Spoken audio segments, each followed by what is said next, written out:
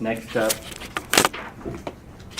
we'll have Assistant Superintendent Darren Nielsen. We've got, are you going to bring anyone else up? We're going to talk about the Questar contract.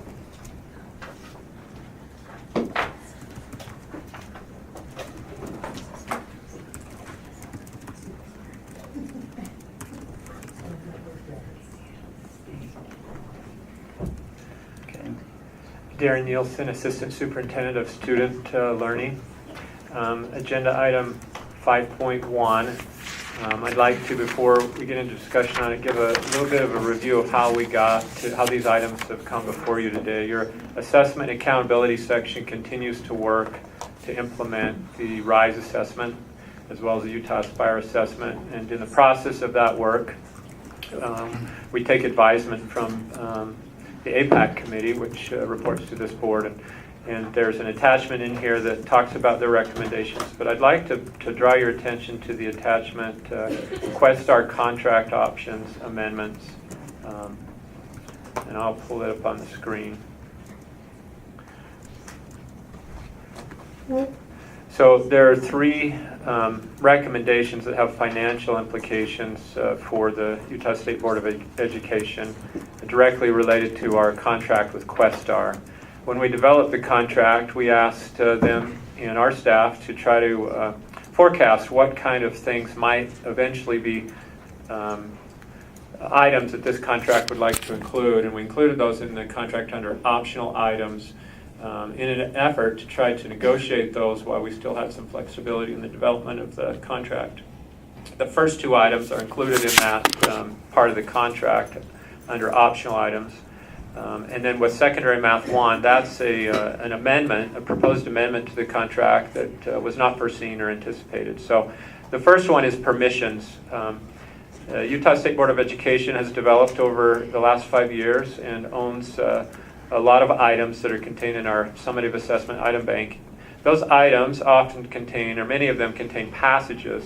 Some of those passages are passages that are taken from other sources, and there's a copyright permission that's associated with those passages. Just need to make that larger. Oh, thank you. Do we need to see it? Only if you'd like to. Just doing it on my computer. Here. So the permissions function or request is related to what we anticipated would be a cost.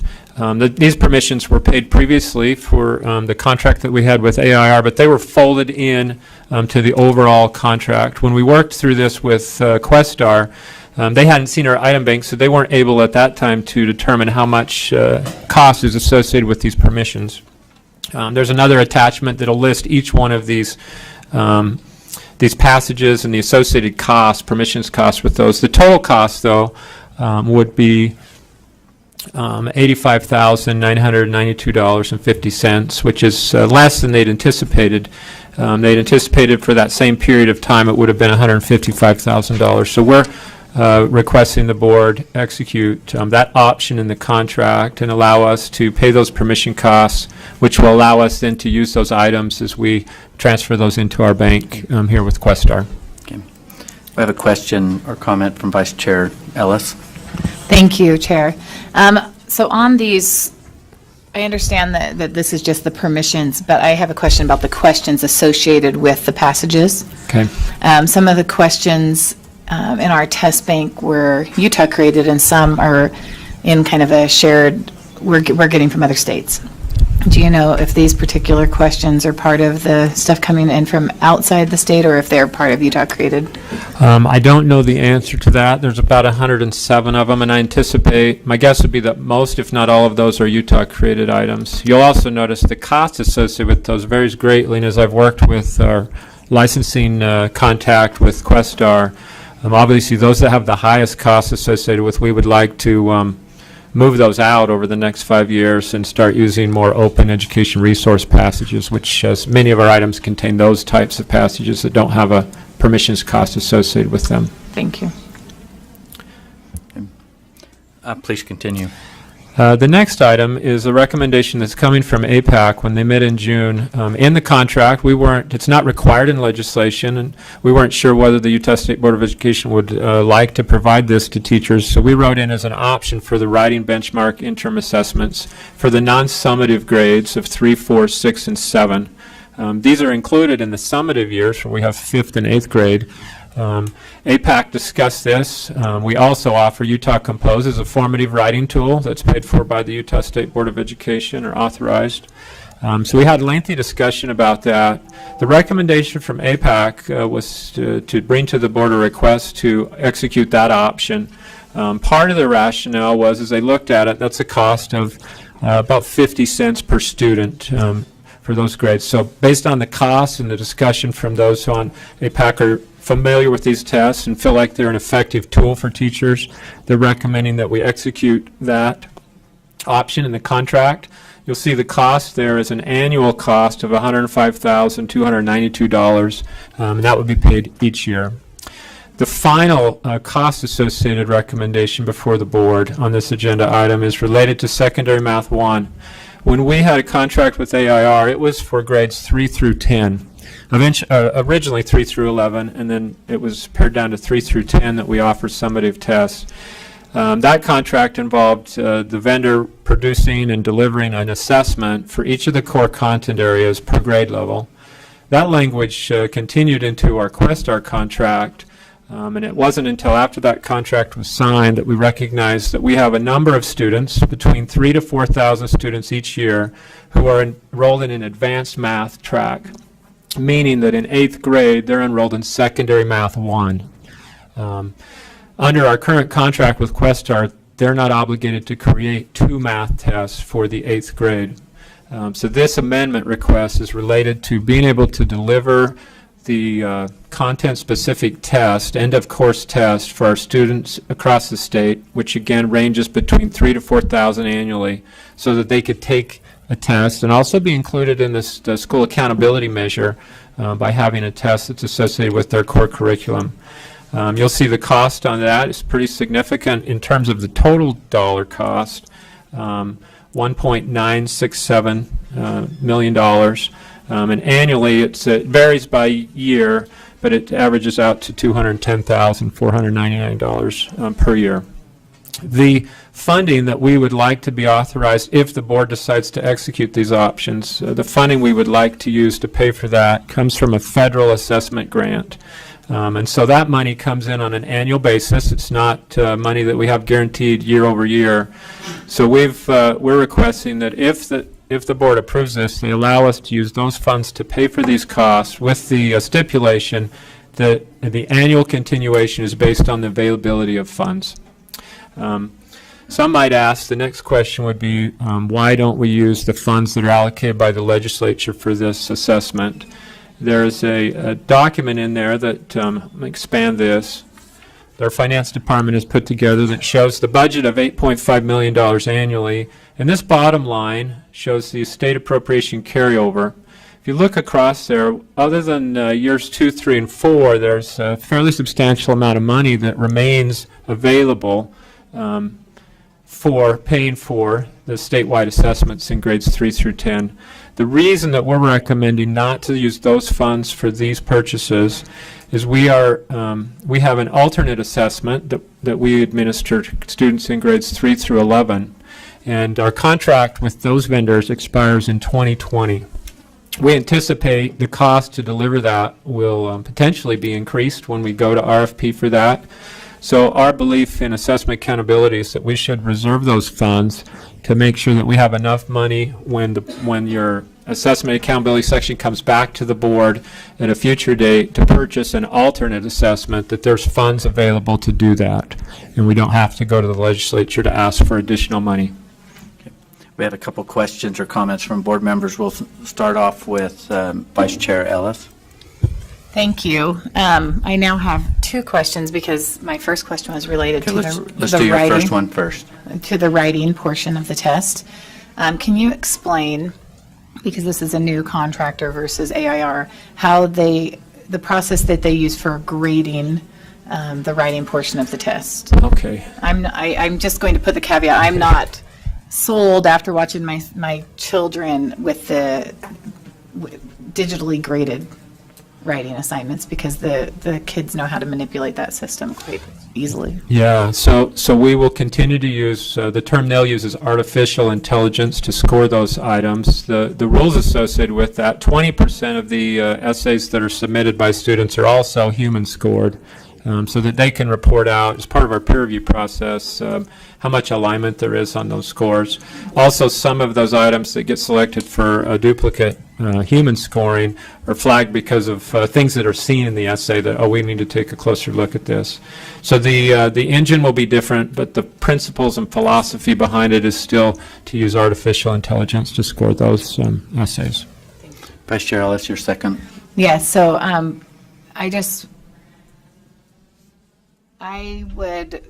my personal opinion on the funding source of this would always be to look locally and to go back to our legislature and let them know where we are, instead of entangling ourselves further with federal grants and programs. So that's just where I stand, but thank you. Okay. Board Member Belknap. Thanks, Chair. I have two questions. Okay. Thank you. The first one is on the funding, and you said that you were using a grant which we already received. Is that correct, Darren? That's correct. Okay, and that the continuation of that is based on continued funding. And continued funding where? Yeah, so in the recommendation, I haven't specified that. It's just the language is that it's based on available funding, which then the board could determine. If, for instance, theoretically, 2 years from now, the federal government didn't award that grant to the state, or the state chose not to accept it, then the board could decide if there's other funds they would like to continue to pay for any of these options that we're talking about today. Deputy Superintendent Jones, did you want to respond to that also? Yes, sir. And then we'll get to your second question, Board Yes, Member sir. Belknap. Can you hear me? Yes. Okay. Deputy Superintendent of Operations Scott Jones. So Darren covered it well. And this is why we include the budgets for you to review, so that if, as he described at a later time, you can see where the funding's coming from, because it's a multi-year contract. And so we have to be cognizant of that fact, and the use of the funding sources. We have to make sure we're displaying those, because the Amendment 1, we are recommending that we use the federal grant for that. That's what you're looking at today. So he covered it well, though. So. Just a comment and then my question. Yeah, so it's a follow-up. A little bit, I find it disconcerting that if we don't already have a plan where we're going to get it, if that money's not available, that we're going to either have to change this or we're going to have to rob Peter to pay Paul. That's just a comment. So, okay. And then we have Utah Rights, which is, I'm not really honestly very clear if that is funded through statute or if it's funded through this office. And on the benchmark interim tests, are there going to be practice tests before they literally take the test? And if so, are we running two parallel programs, and should we be doing that? Yeah, so that's a great observation, and that was discussed pretty lengthily with the APAC, because I wasn't sure whether the recommendation would be just to continue to support Utah Compose as the vendor that we provide. We provided APAC the numbers this past year in 17-18, and I'll just share this with you as you're making a decision about this as well. In grades 3, 4, 6, and 7th, in the 17-18 year, we had 2,726,579 instances of essays in Utah Compose. The SAGE benchmarks in those same grades, the same year, we had 73,650 instances. Now, Utah Compose has been around longer, and teachers are more familiar with it. It has, part of the discussion with APAC is it has a little bit different purpose. Certainly more of a formative tool, and it allows a student to resubmit an essay so they can submit, get feedback, edit, submit, get feedback. And so it's used a little differently in instruction, whereas the benchmarks, at least what APAC's position was, that the benchmarks and these interims serve a more preparatory role for the summative test.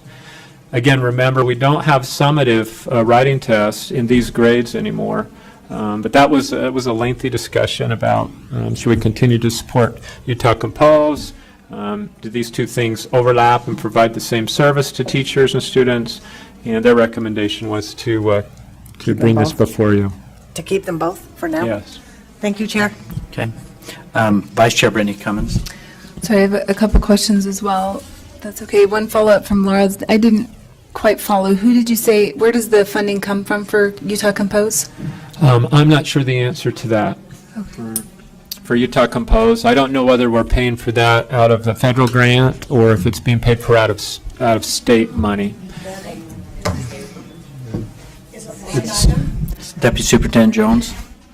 It's an appropriation from the state that we use to pay for that. So Okay. Directed at Utah Compose? that's my understanding, yes. Okay. Yours. Yeah, let me Your next do a question. point of clarification. Directed at an online writing tool. Utah Okay. Compose. Yes, thank you. is the Yes. vendor. Okay. Yes. Okay. Then my real question that I had was, so it sounds like this math amendment is basically intended to capture students who wouldn't be assessed otherwise because they're taking a different math in 8th grade than what the test is testing for. And so my concern is that it feels like that's kind of a necessary thing. Like we're missing some students and we need to test them, so here's the solution to do that. And so when you talk about using funding that may or may not be available in a few years, at what point will we be in a couple of years if the grant is no longer there? Will we just be basically at a spot where we ask for appropriation for that test? Or I'm just worried about disruption as we set that test and then disruption later. And then also just the cost of it seems, in my very novice eye, to be high when I'm guessing the student population who takes that test is fairly small. Or do you have an idea of how many students actually would be taking that Math 1 test? Yeah, from year to year, it's between 3,000 and 4,000 students that fit into this category of enrolling in secondary Math 1 during the 8th grade because they've had Math 8 in the 7th grade. Somewhere they've jumped in earlier into the math sequence. And if I may, Chair? Yes. To address the question, I think it's value added if I make this point. So there's a cancellation clause in the contract. So if we get to the point, if we ever get to the point where the grant discontinues, you as the board have that option as well. You can do that. But then, yes, procedurally, we would have to look at what you want.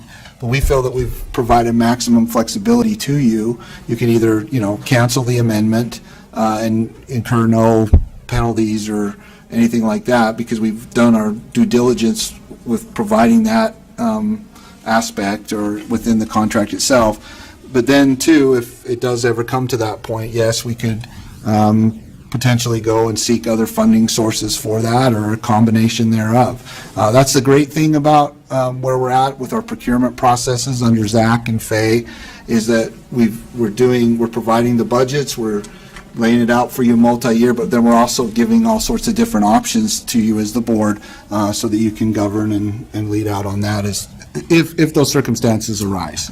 We just don't know. But that's what we're trying to do is make sure we give you all the flexibility and decision-making as possible. Okay. Darren, there's still, I'm seeing 4 other questions or comments, so board members, if you can get prepared. Next is Board Member Reby, and then on deck will be Board Member Lear. Board Member Reby. So I've been using Utah Compose for 10 years now, and it's an amazing tool. It is similar that it assesses students, but it's not similar in the fact that it actually gives the students feedback immediately. It gives them lessons they can do. It has helped us to figure out how our kids are kind of gaming the system. At one point when I first started using it, you could type one sentence and repeat that sentence 30 times and get a great score because you had a really good sentence. So they figured out a lot through that tool. I think that keeping them both is a great resource for our teachers. The thing that concerns teachers the most is sometimes they feel that there's not a direct correlation between the scores they receive on Utah Compose and the score they receive on this summative exam. So to have these 2 tools would provide that continuity and would give us an idea of whether this tool actually had a direct correlation. Is that correlation between Utah Compose and the summative exam still consistent, or do we need to work to make them more alike?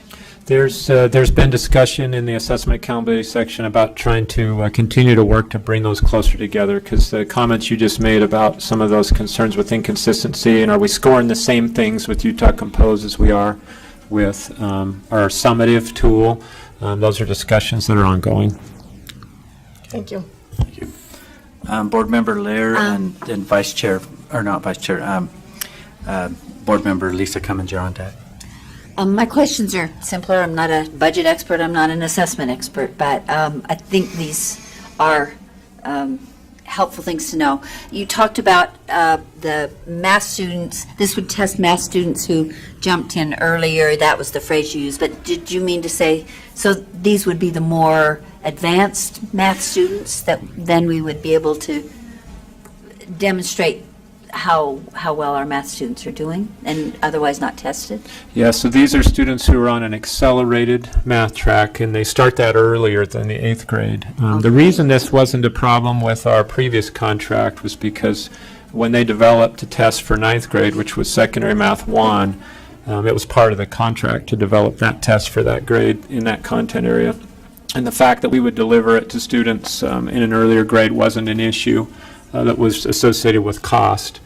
With this new contract, where it ends in 8th grade, that's where we've run into this problem, is they've developed one test for Math 8, for the 8th grade math, but we have a fairly significant number of students who are enrolled in Secondary Math 1 that would otherwise, we would have a few options, but none of those, according to APAC, were acceptable.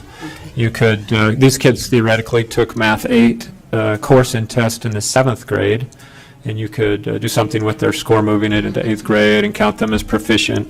Where we run into a problem is how do we determine growth, which is part of our accountability system as well. And as parents, we want to know our students making progress. Sure.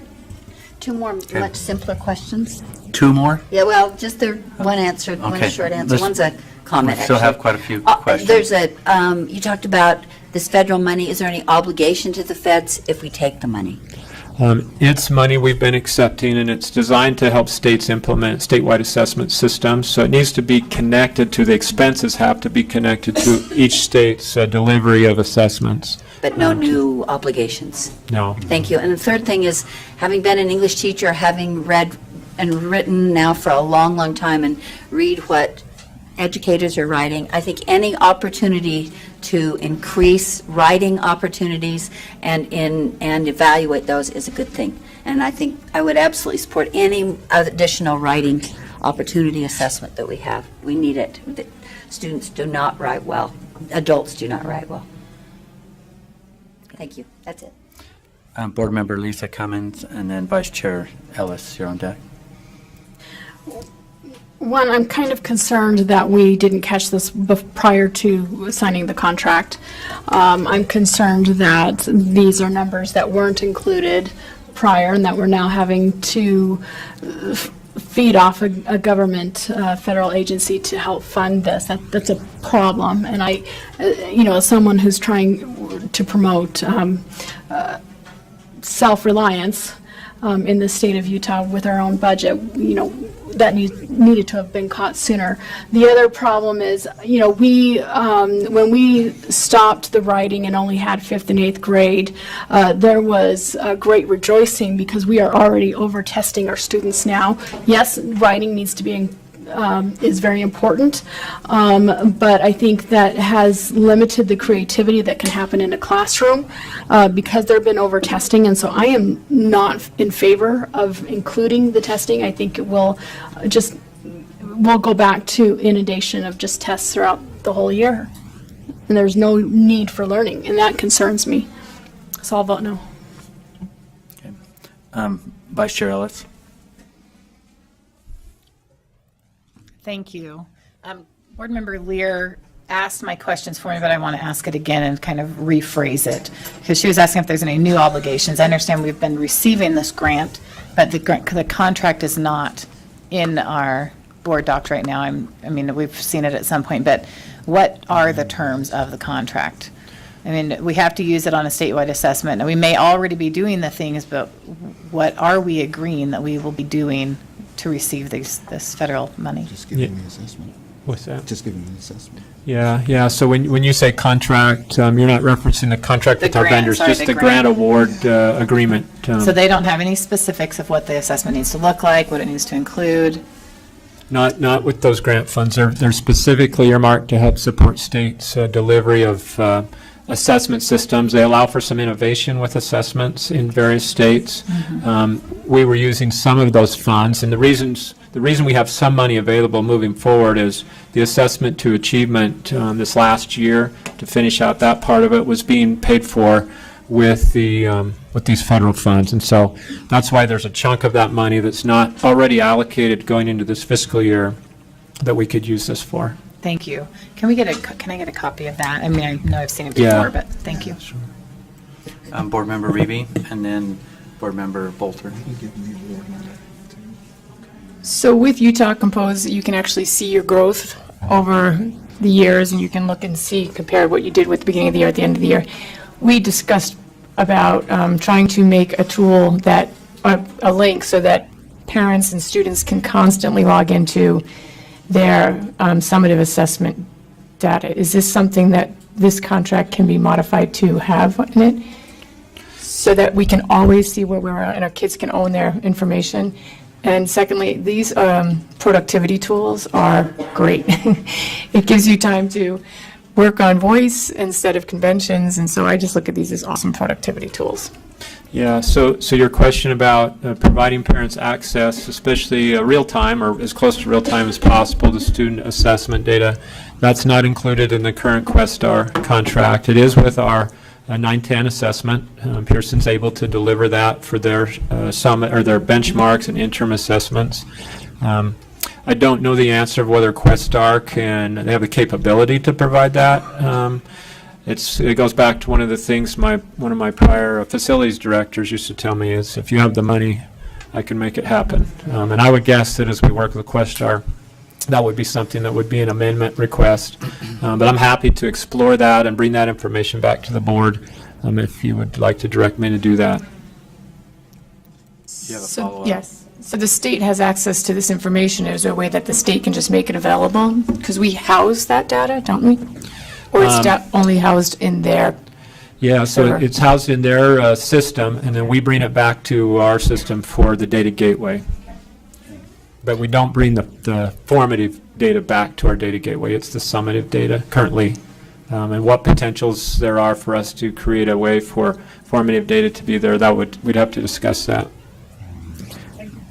Board Member Bolter. So I am concerned that we've got more costs associated with this contract that wasn't brought there, but I also understand that oftentimes with contracts you have some unforeseeable things. But I'm trying to understand why the math cost is double the cost for the writing, and it's for a less amount of students. Yeah, so that's a great question, and I can't answer it in a real detailed way. I can tell you that the original proposal from Questar was $4 million. And at that point, we set up a meeting with representatives from Questar, our consultants for the Center for Assessment, and dug into why is that cost as high as it is. We went through some negotiation, made it clear that we didn't need a Braille form. We didn't need multiple forms of this test because it's a smaller population of students. And we didn't need multiple Braille forms. We just needed one Braille form, and made some changes to bring that cost down. I agree with you, though, that still seems pretty pricey. If we look at our total cost of assessment per students, because as I was looking at the other day, our ACT test, so we pay $51 a student for 11th grade tests. For grades 3 through 10, right now you're spending approximately $24 per student for testing.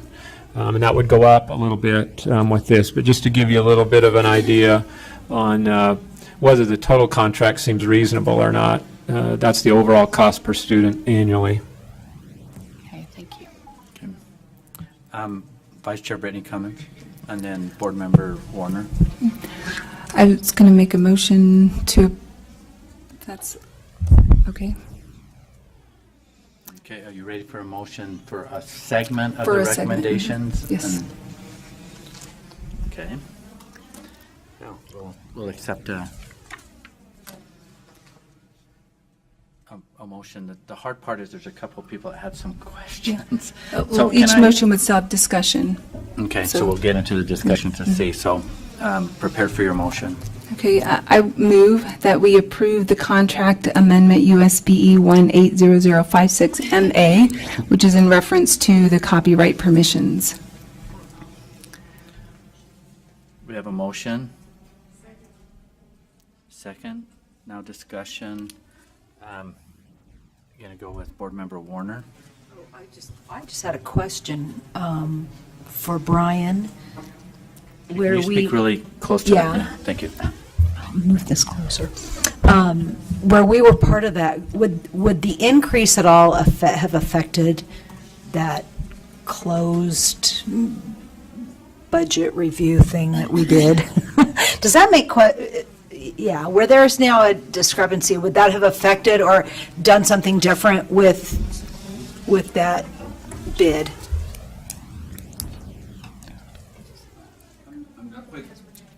Okay, one sec. Let me turn. How big is the discrepancy that we're talking about? And when you're talking about the discrepancy, are we speaking specifically about the permissions? I believe so. Yeah, so in the contract, the original contract, under the options line, let me pull this back up. They had proposed, they'd estimated, before they saw our item bank, that it would be $38,810 annually. They now have come back and says, let's pay for that 5-year period. If we take the $38,810 and put that over the 5 years, that was $155,000. $240, and the actual cost for that same period of time is $85,992.50. So it's significantly less than what was included in our original negotiations with what that option might be. Okay, that explains it. Thanks. Okay. Board Member Lisa Cummins. Thank you, Chair Huntsman. I was wondering if I could make an amendment to the, do we have a motion on the table? Yes, we do have a motion. If I can make an amendment to the motion. Maybe before you amend, can I have Board Member, or not Board, can I have Lorraine restate the motion to make sure this fits to your amendment, proposed amendment? Okay. Here, sorry. You're up. Do it again. Push the button again. Well, push it again. Push that. You should be good. Got it? I'm trying to get close enough and still read this. Okay. The motion is that the board approve contract amendment 180056MA in reference to the copyright permission. Okay, so your amendment is, proposed amendment? Before I state my amendment, if I may just ask a question, so it's just on the first part, these are going to be 3 separate, okay, then I will withdraw my amendment, thanks. Okay, we have a motion before that's on the table. Vice Chair Ellis? Thank you. I'm not sure if I was quite understanding Board Member Warner's request, but I'm guessing it had something to do with RFP process, the selection process. And I would like to pose that question to the attorney, looking at the total monies up here. I know we haven't approved all of them, but if all 3 of these pass, would it then affect other bids?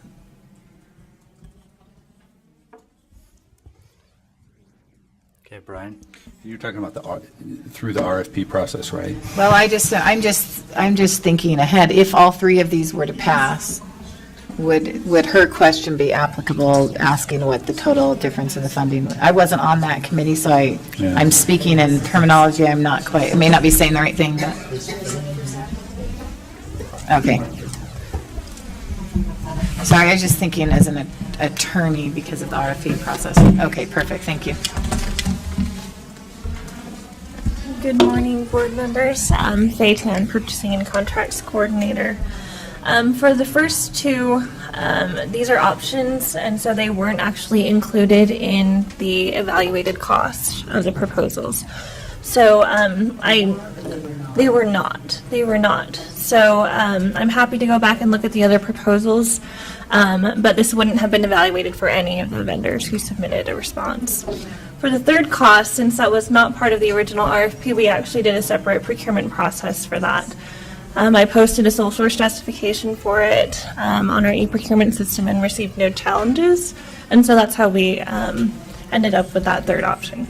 Thank you. I just wanted to make sure.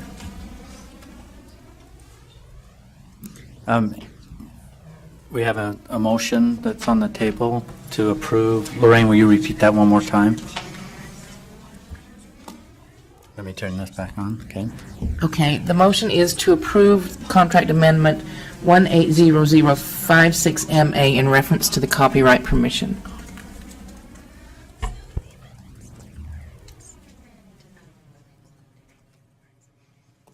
Okay, I'm not seeing any other discussion on the motion.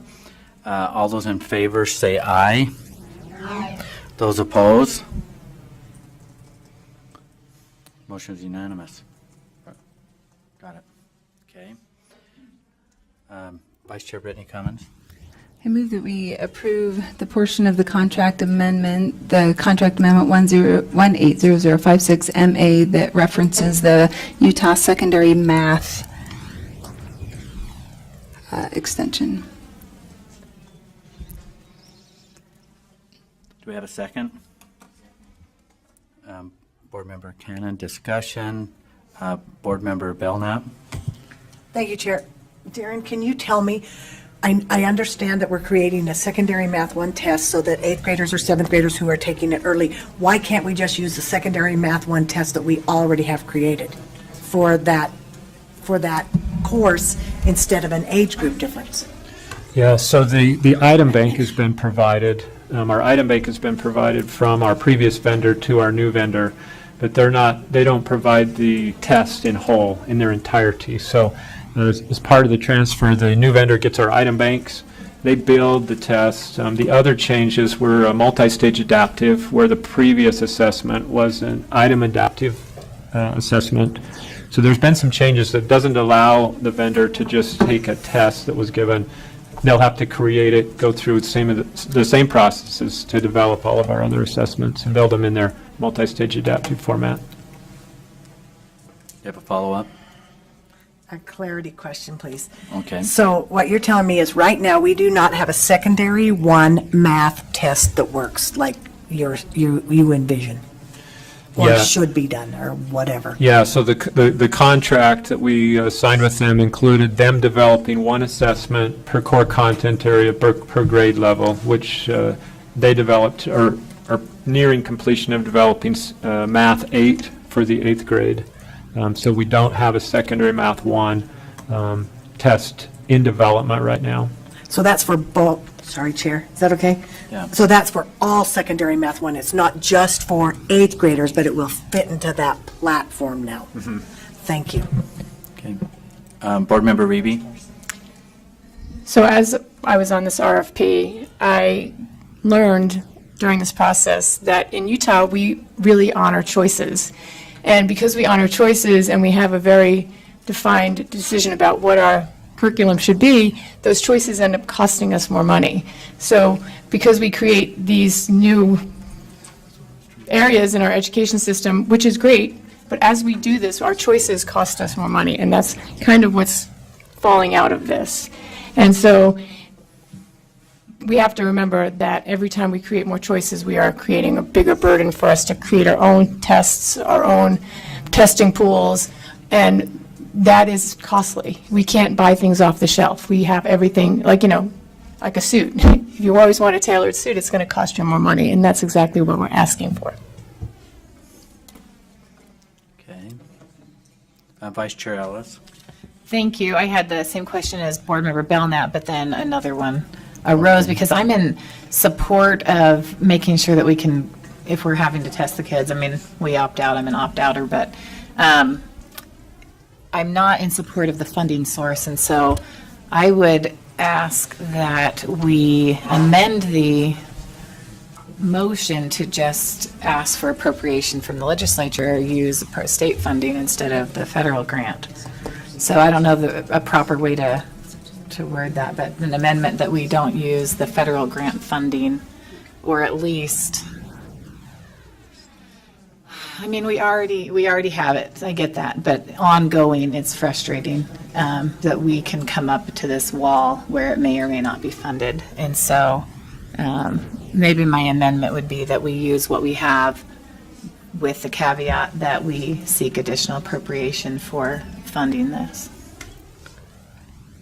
So at the state you're level. proposing an amendment to, An amendment to the funding source of how we get there. Because if I vote yes on this right now, it's with the understanding that we'll be using federal grant money. so your amendment would be to limiting, you're wanting to put a limit I don't on- know how to word it, because- so I apologize. Okay, well, let's restate the motion, and then it might. Yeah, restate the motion. Lorraine? Okay. All right, the motion is that the board approve the amendment to contract 180056MA in reference to the addition of a Utah Secondary Math 1 assessment. Okay, And so would be approving the contract, so the amendment would be. but you're wanting to limit the compensation piece to be in something that's not. That it's just, so right now, we have extra grant money that's already been approved.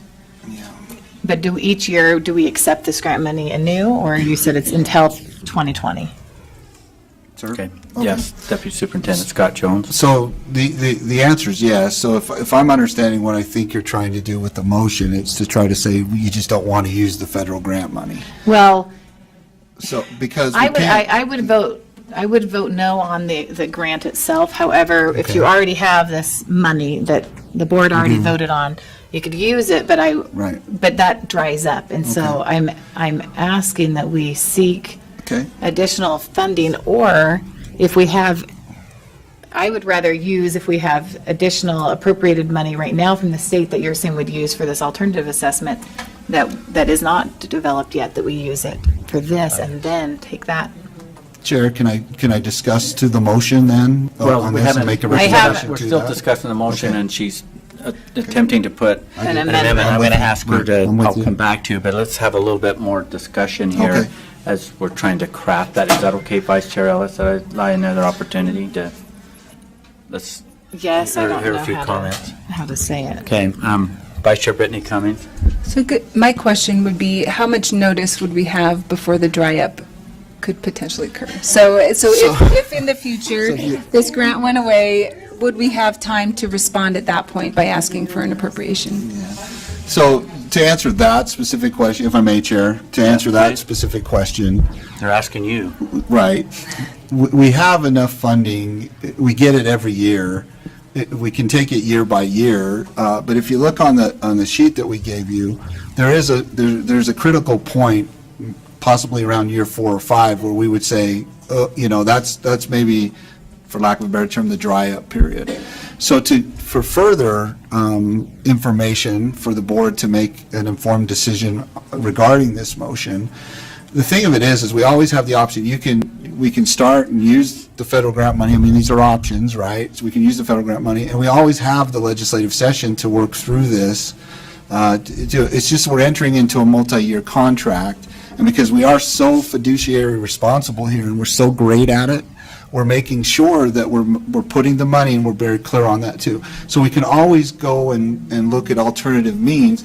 We've just broken it out for you to see where the potential dry up is, and we're making the recommendation to you now that as part of this amendment, we use the federal grant money. I hope that makes sense. So to appease the concern of Yeah. Vice Chair Ellis, it's an additional legislative ask. If we approve this, Potentially, it goes yes. on. It can go on the Yes. list of Yes. asks to backfill this to get out of using the grant. So there is a Right. time and opportunity after this approval to still come as a board and say, okay, this is how we'd like this Yeah. resolved, taking it Yes, sir. to the legislature. Yes, sir. It's just difficult for anyone to see. If any subject matter expert sat in front of you and said, oh, we'll be okay, we'll do that. We're just bringing out, there's always options. We can explore that as part of, it ties into your strategic plan to say, this is what we want to use. And this is what's great about this, is we're getting into the details that are so important about what the sources of funding are, because we're doing things on a cost center programmatic approach. So, yes, sir, we can obviously develop that. All right, we're going to go back to Vice Chair Ellis. We're essentially spending money before we get it, on the off chance that the legislature approves funding this in a couple of years. I mean, that's basically what we're saying. We're saying, we have this money someone's giving us, and we're gonna go ahead and develop this, and then what happens when the legislature says no? We've already given you this much money, and why can't you live within your means? Why are you constantly coming to us with more ask? And I mean so then what happens? Right. We're spending more money before we actually have it. And then we're using money that we do have on something that isn't yet developed, so I believe in this alternative assessment approach. Okay. However, I don't believe in spending money that we don't have. And so my recommendation would be that we use the funding that we have appropriated from the state to fund this, and then make sure that we have money so that we can live within our means. So I don't have an amendment. I'll just vote no because I don't know how to word it, but. We have three other comments, but feel free to. Chair, I think it's really important, it would be for the benefit of all the board members if we walked you through the spreadsheet, which is why we included this in here, because I think it will demonstrate that we do have the money, but there's decision points that need to be made, that they're pursuant to the motion and all that, so go ahead. I don't know who's driving. I'm driving it. What do you want me to make it bigger? Can you make it a little bigger? Because apparently I can't see either. Which line do you want it to be on the so- carryover? Can you make it so that years 1, 2, 3, and 4 are showing right there? So what I wanted to draw the board's attention to is that currently we have a fixed state appropriation of $8.5 million, which is that top line, 3 lines above the red A's. The proposed amount of this amendment that you're discussing today, both options and the math piece, is the gray line. So in year 1, there would be no cost, which is last year. Year 2, which is this year, these 3 amendments would cost $427, $354, so and so over. That negative amount is the amount or the difference between our current state appropriation and what the cost of the contract would be. So that big bold line above all those, that $8.9 million, that is the net total of our Pearson contract, our Questar contract, and all of the amendments that are being proposed today. So Darren, can you scroll down a little bit to where the carryover lines are at the bottom? This way. Nope, you were right there. It started with $3.5 million. Right there. So we have, can you, scroll. No, move your finger up. There you go. Way? Okay. Yes. So we presently, as of today, because we had some carryover and some licensing fees that were used to pay the AIR contract, have $3.5 million in carryover that are sitting in our accounts. We are planning and obligating to use that state carryover amount to pay the deficits for year 2, 3, and 4. These calculations include using the federal grant program to cover the cost for Amendment 1. The reason that we propose that is we have the grant funds, we cannot use them for anything else, and we know moving forward within the next year that we have to replace our alternate assessment. The contract ends, the contract is based on expenditures in an agreement that's 5 or 6 years old, and based on market value, we do not believe that there is any way that we're going to pay what we're paying now in the future when we replace that assessment, and it's required, right? Yes. In order to do an RFP, we have to have funds. And so our plan was to keep that remaining $2.4 million, use the federal grant money that we currently have, because we would just send it back without having expenditures to book against it, and use that to come up with a proposed RFP and a cost for an alternate. Is that correct? That may or may not be enough to pay for the development and the continuation of the alternate, and that would likely be the legislative request that we would have to make. we would have the ability to do that, and the legislature always evaluates our carryover balances and requires us to use those first before providing any additional funding. That was our strategy, if you will, as we brought this to the board's consideration. Okay, thank you for that clarity. I'm going to take on these other questions here, or comments. Can I add one more thing? I just forgot one more thing. If Darren, can you go back and show years 5, 6, 7, and 8? All of these contracts are more expensive in the beginning than they are at the end. And so if Darren can make that a little bigger, do you see how the bottom line there turns from negatives to positives as we move forward into year 5, 6, and 7? That's actually carryover of state money. If we continue to use the federal program to fund that gray line, we would then have excess or carryover money in state funds that we believe may be sufficient to pay for the alternate and may not require us to ask for additional funds. We don't know the answer to that question because we don't know the cost of the alternate.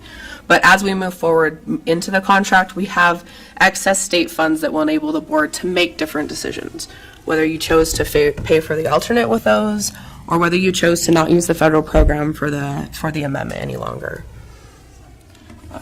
I'm going to go out of order here. Vice Chair Ellis, I'm going to accommodate you on this, but you're getting lots of airtime on this particular subject. So Vice Chair Ellis, then we'll get to the others. I apologize, and thank you for discussing this with me. I appreciate it. So you have 10 years here in the grant as signed right now, or as whatever, it goes until 2020. So what year is that? 2? 2 more. Okay, so you have all of the rest of the years as if we continue to get the federal grant money. Do you have it worked up without the federal grant money after year 2? So, year 2, I think there's no cost for year 1, so we can use the grant for year 2. Okay, so just to clarify and answer the question, the grant itself is 1 year. Goes year to year. It goes year to year. However, because of what was demonstrated by Natalie, we don't anticipate any use of the grant for the first year of the contract. Is that true? Right. So then it would be the second year of the contract where we would apply the grant. Right? Speak into that mic a little better. So then it would be the second year that we would, of the contract, that we would apply the grant money. Okay, so it's, did I answer your question? Yes. The grant is year to year. But you don't have these numbers worked up without the federal grant monies included in them? We could do it really quick, so, I mean, it shows, too. And we can do that, and then, and as Natalie explained, too, what we've done is we've given the board, we were considerate of all 15 members, so we've given the flexibility to see year to year where we could or could not do it. If we need to go to the legislature, we can do that. So. Okay. Board Member We'll Reedy. work that up, though. That's a good thing. That's a good calculation for us to show you, so. And Faye will do that, okay? So if you want to come back to it later, Chair, we can, or we can just provide it to the board members separately. Let's hear these comments. We still have a motion on the table. 90% of our population takes these tests. As a taxpayer, I like the accountability of knowing my teachers are doing what they're supposed to be doing. So I'd like to call a question because I think that most of us have made a decision on this. Have a call to question. We're going to end debate. So all in favor, say aye. Aye. Those opposed? Okay, motion is unanimous. Ms. Lorraine, can I get you to restate the motion? Turn your mic on. Okay. The motion is that the board approve the amendment to contract 180056MA in reference to the addition of a Utah Secondary Math 1 assessment. Okay, that's a motion before the board. Let's vote. All in favor say aye. Aye. Those opposed? Will the ayes, we'll recognize the ayes. Will you raise your hand now? We have Board Member Reeby, Board Member Warner, Board Member Gravitt, Board Member Lear, Board Member Belknap, Board Member Stokes, Board Member Hanson, Board Member Cannon, Board Member Bolter, Vice Chair Brittany Cummins. The nays will recognize, can you get those? Or do we need, okay, the nays, raise your hand. Board Member Lisa Cummins, Board Member Wright, Vice Chair Ellis. Motion passes.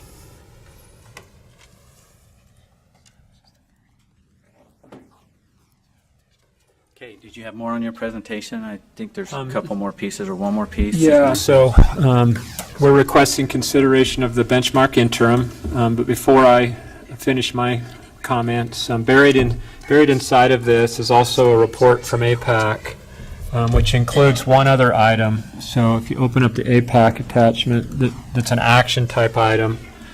The Utah State Board of Education owns a fairly significant number of items that are no longer necessary in the secondary or the high school assessment system. So for instance, 11th grade, all of the 11th grade ELA assessment items that you own, the listening items from 9th and 10th grade, and also writing items from 9th and 10th grade and 11th. The discussion at APAC was how could we make those available to the field?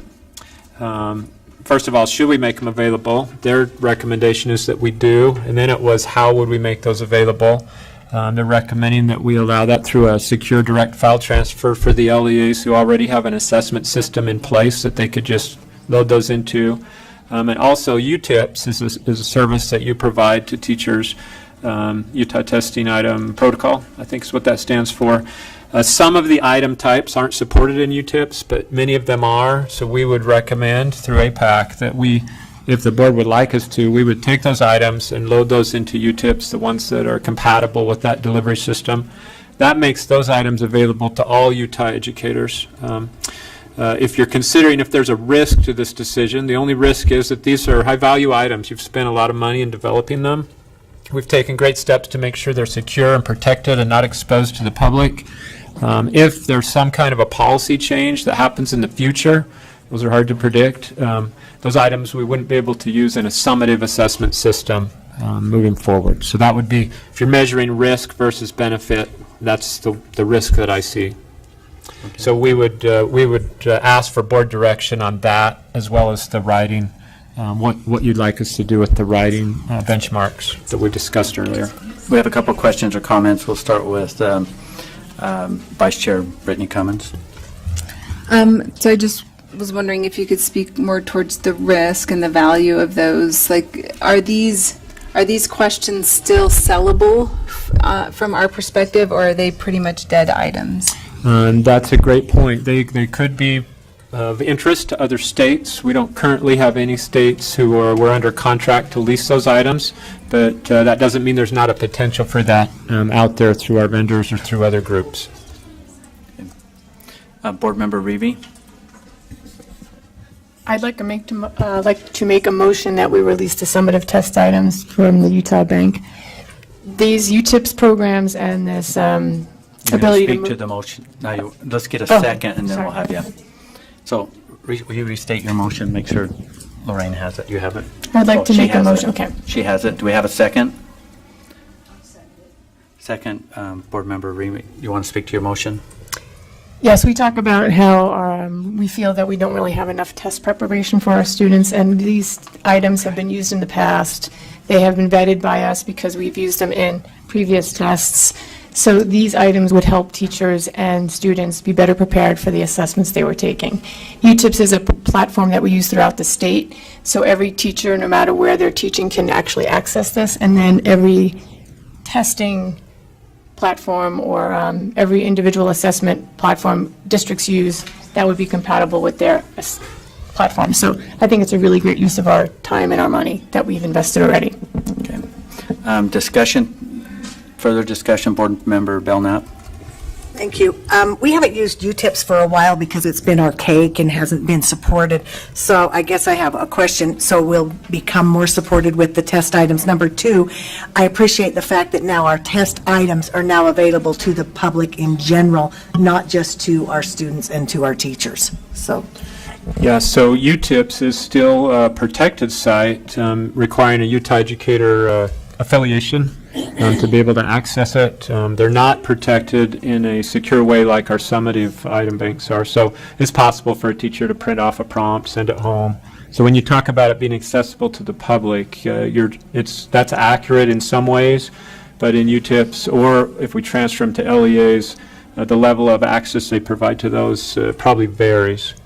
The UTIPs being archaic, I'd need to probably talk to you about that separately. We still support UTIPs. There's an employee who works in this agency whose job is to keep that system up and going. And so if it's not meeting the needs of educators, we'd need to take steps to rectify that.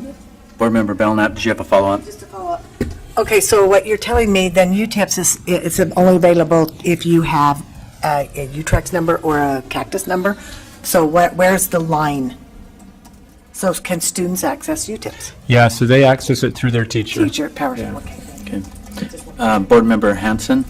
I'm just curious, do you have any idea of the value of all these test questions? Approximate. Yeah, so a lot of times when we talk about how much it costs to develop an item, we're talking about $5,000, $6,000 per item, and there's some variables there. The total number of items right now in the 11th grade bank, the interim and summative, there's 133 of those in the interim and 284 in the summative. So that gives you kind of a quantity, and then the value of it, it's like the marketplace. The value depends on how many buyers you have, but developing it, you're talking several $1,000s that you spent to develop each of those items. Well, we have a motion on the table. I'm not seeing any other discussions. Ms. Lorraine, can I get you to restate the motion? Okay, there we go. Okay, the motion is that the board release the summative test items from the Utah Bank. Okay, not seeing any other discussion. Let's vote to the motion. All in favor say aye. Aye. Those opposed? This is the new one. Voting is unanimous.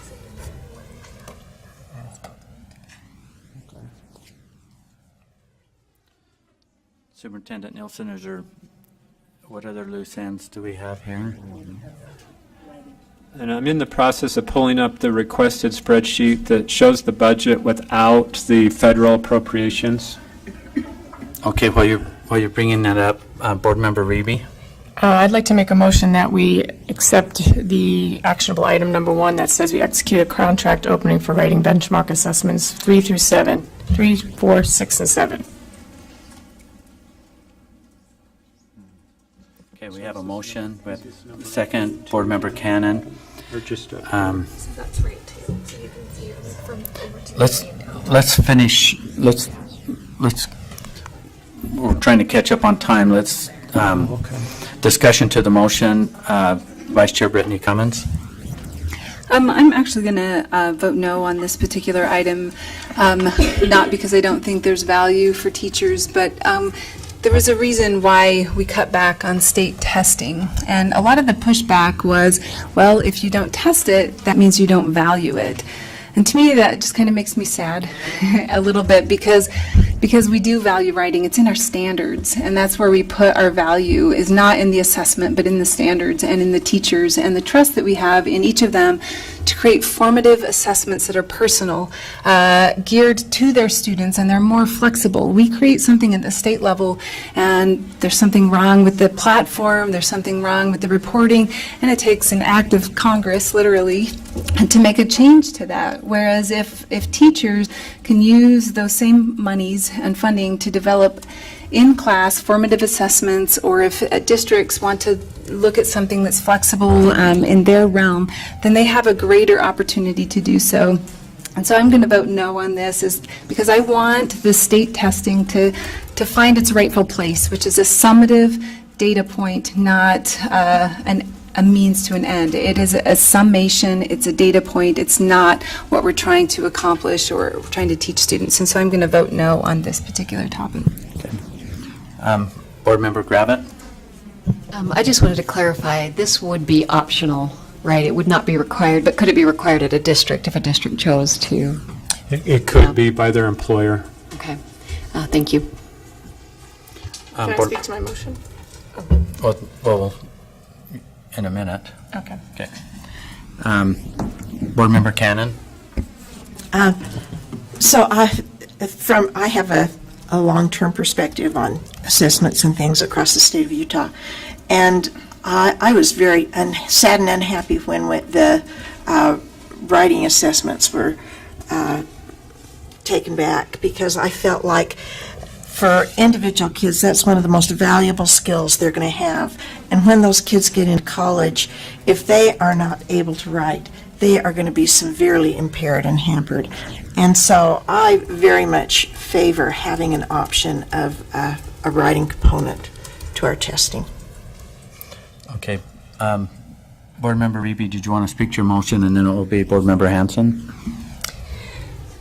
So when we decreased the amount of writing assessments we were taking, teachers were overjoyed, and it was really a great thing. I agree with Board Member Vice Chair Cummings.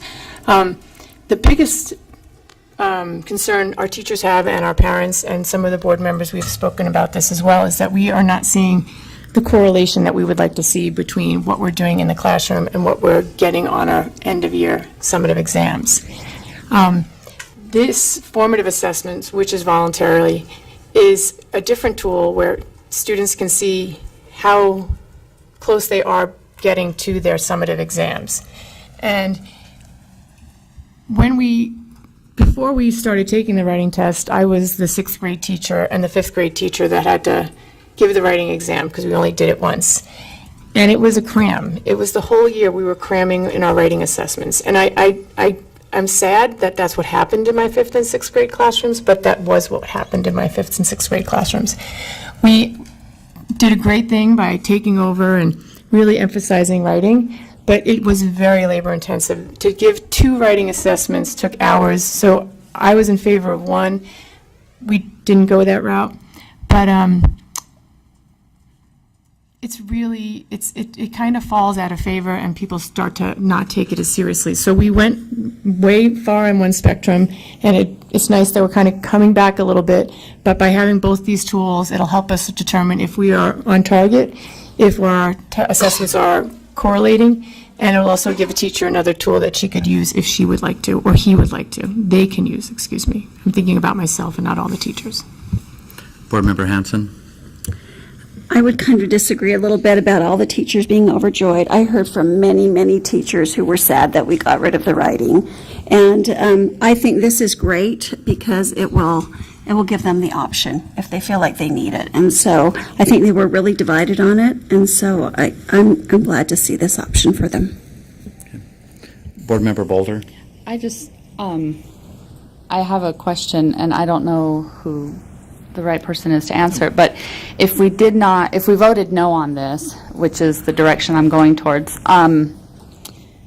would then the LEAs would still have the option to still test, and the teachers would too, am I right? Would they have money also given? Darren, can you answer that question? Yeah. Not in this platform, but they would do it in their own classroom. So yeah, what that would do with these items or these prompts that you've developed and own is it would put them into that category of items that then we would release to the LEAs to deliver. We also can load those into Utah Compose. So you have the option that those items then be loaded, or the prompts be loaded into the Utah Compose tool, and they'd be run through that engine. Okay, thank you. Okay. Not seeing any discussion. Ms. Loren, can I have you restate the motion?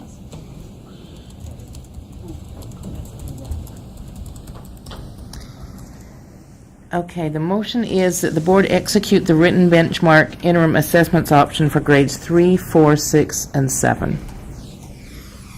Okay, we have a motion on the table. Let's all vote. All in favor say aye. Aye. Those opposed? No. Will the ayes raise your hand?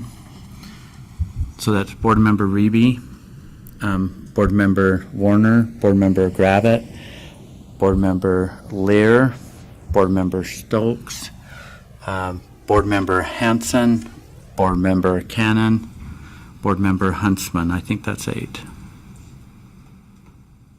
Is that 8? Okay.